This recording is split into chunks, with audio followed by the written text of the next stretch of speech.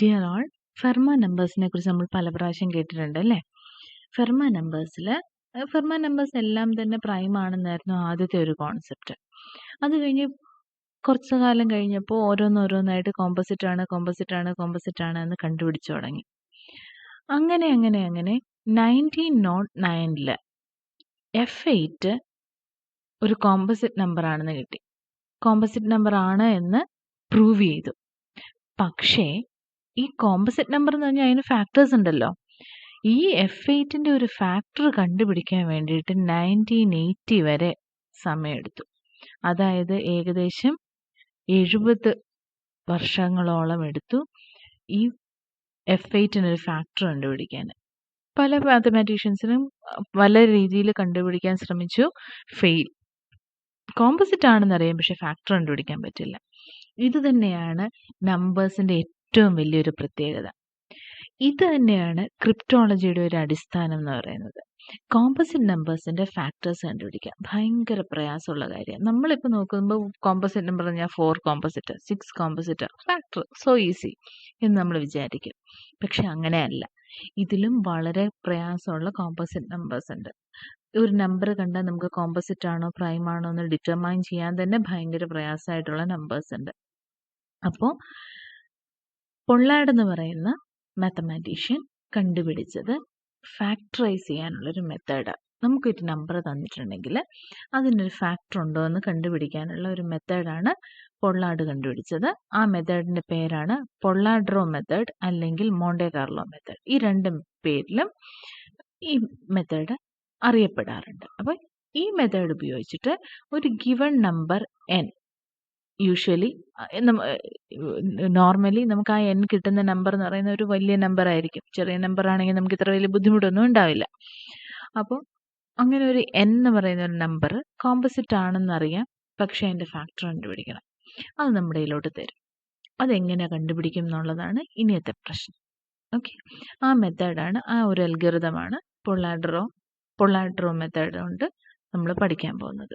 Okay, അപ്പം n എന്ന് പറയുന്ന നമ്പറിൻ്റെ കോമ്പോസിറ്റ് നേച്ചർ നമുക്ക് അറിയാവുന്നത് കൊണ്ട് അതിൻ്റെ ഫാക്ടർ കണ്ടുപിടിക്കാൻ വേണ്ടിയിട്ട് നമുക്ക് ഒരു സീഡ് വാല്യൂ x0 വേണം, ഒരു പോളിനോമിയൽ വേണം. യൂഷ്വലി നമ്മൾ ആ പോളിനോമിയൽ fx = x² + a ആണ് എടുക്കുന്നത്, where a ≠ 0 and -2.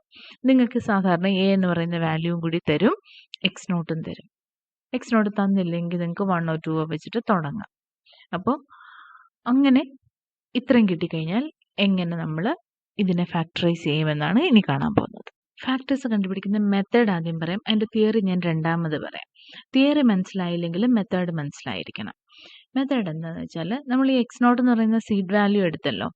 Seed value എടുത്തു, നമുക്ക് x² + a എന്ന് പറയുന്ന പോളിനോമിയലും ഉണ്ട്. നമ്മൾ എന്താ ചെയ്യാൻ പോകുന്നതെന്ന് വെച്ചാൽ ഒരു സീക്വൻസ് ഉണ്ടാക്കാൻ പോവുക, സീക്വൻസ് xk. ഈ xk എങ്ങനെയാണ് ഉണ്ടാക്കുന്നതെന്ന് വെച്ചാൽ നമ്മൾ ഫസ്റ്റ് x1 ഉണ്ടാകും. x0 നമ്മുടെ കയ്യിലുണ്ട്. x1 കിട്ടാൻ വേണ്ടിയിട്ട് നമ്മൾ x0² + a എടുക്കും, അല്ലെങ്കിൽ f(x0) എടുക്കും. f(x0) എന്ന് പറയുന്നത് f(x) എന്ന് പറയുന്ന ഫംഗ്ഷനകത്ത് x-ന് പകരം x0 കൊടുക്കുന്നത്. അതാണ് x02 + a എന്ന് പറയുന്നത്. a നമുക്ക് നേരത്തെ ഞാൻ പറഞ്ഞല്ലോ, നമ്മൾ നേരത്തെ ഫിക്സ് ചെയ്യും, x0 ഫിക്സ് ചെയ്യും. അപ്പോൾ x0ൽ നിന്ന് x1 കിട്ടും. അടുത്തതായിട്ട് നമ്മൾ x2 കണ്ടുപിടിക്കും. എങ്ങനെ? f(x1) ആയിട്ട്, അതായത് x1² + a. ഇങ്ങനെ നമ്മൾ കണ്ടിന്യൂ ചെയ്യും. x1, x2, x3 ഇങ്ങനെ കണ്ടിന്യൂ ചെയ്യും. ഓക്കെ, ഇനി നമുക്ക് ഈ ഫാക്ടർ കിട്ടാൻ വേണ്ടിയിട്ട് നമ്മൾ എന്താ ചെയ്യാൻ പോണേന്ന് വെച്ചാൽ നമ്മൾ ഈ x2 - x1 എടുക്കണമെന്നില്ല.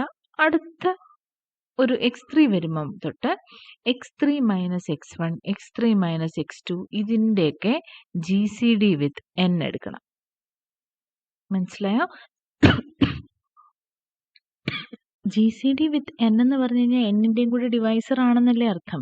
അപ്പോൾ n-ൻ്റെ ഒരു ഡിവൈസർ നമുക്ക് ഇവിടുന്ന് കിട്ടും. ഇനി ഇവിടുന്ന് കിട്ടുമെന്ന് എന്താ ഉറപ്പ്? അവിടെയാണ് തിയറി വരുന്നത്. അപ്പോൾ നമ്മൾ ചെയ്യേണ്ടത് എന്താണെന്ന് ആദ്യം മനസ്സിലാക്കുക. അത് കഴിഞ്ഞിട്ട് ഇനി തിയറി എക്സ്പ്ലെയിൻ ചെയ്യാൻ പോവാണ്. അപ്പോൾ നമ്മൾ x0 കിട്ടിയിട്ടുണ്ട്, x0 അവിടെ നിൽക്കട്ടെ.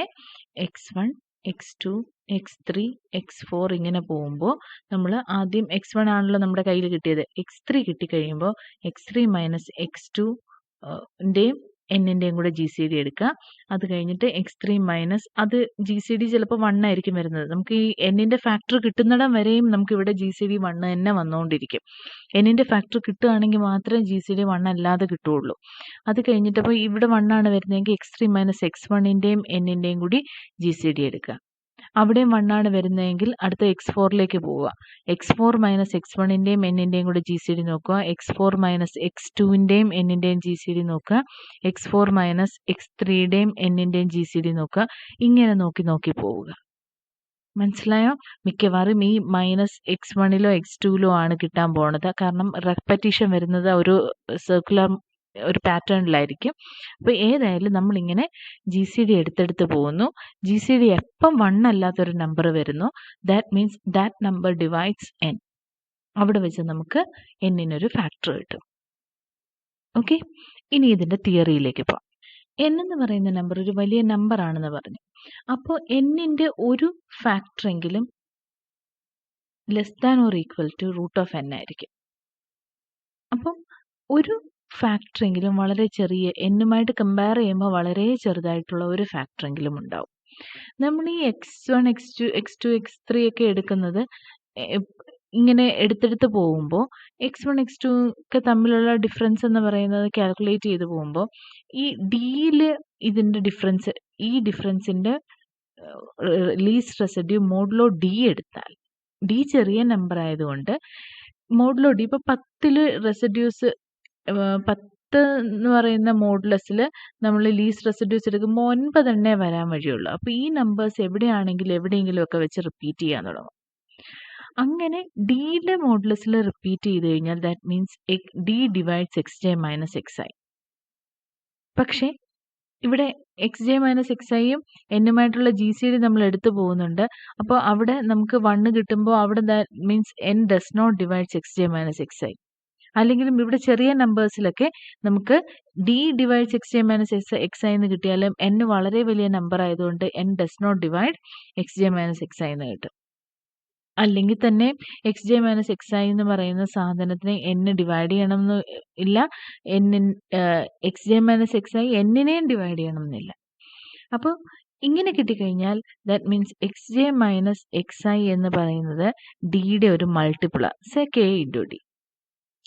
ഓക്കെ, പക്ഷേ ഈ കെ എന്ന് പറയുന്ന എന്നിൻ്റെ ഫാക്ടർ ആവണമെന്നില്ല. അതുകൊണ്ടാണ് നമ്മൾ എക്സ് ജെ മൈനസ് എക്സ് ഐയുടെയും എന്നിൻ്റെയും കൂടെ ജി സി ഡി എടുക്കുന്നത്. ജി സി ഡി എടുക്കുമ്പോൾ ഇവിടുത്തെ മാക്സിമം കെ വെച്ചിട്ടുള്ള ഒരു ഡിവൈസറാണ് കിട്ടുന്നത്. അറ്റ്ലീസ്റ്റ് നമുക്ക് ഡി എങ്കിലും കിട്ടും. കാരണം എക്സ് ജെ മൈനസ് എക്സ് ഐയെ ഡി ഡിവൈഡ് ചെയ്യുന്നുണ്ട്, ഡി എന്നിൻ്റെയും ഫാക്ടർ ആണെന്നാണ് നമ്മൾ എടുത്തത്. അപ്പോൾ അറ്റ്ലീസ്റ്റ് നമുക്ക് ഇതിനെ ജി സി ഡി എടുക്കുമ്പോൾ ഡി എങ്കിലും കിട്ടും. അല്ലെങ്കിൽ ഡിയെക്കാട്ടിലും ഡിയുടെ മൾട്ടിപ്പിളായിട്ട് വരുന്ന വേറെ ഏതെങ്കിലും ഒരു ഫാക്ടർ കിട്ടും. അതാണ് ഇതിൻ്റെ തിയറി. ഓക്കെ, അപ്പോൾ ഇനി നമുക്ക് പ്രോബ്ലം ചെയ്യാം.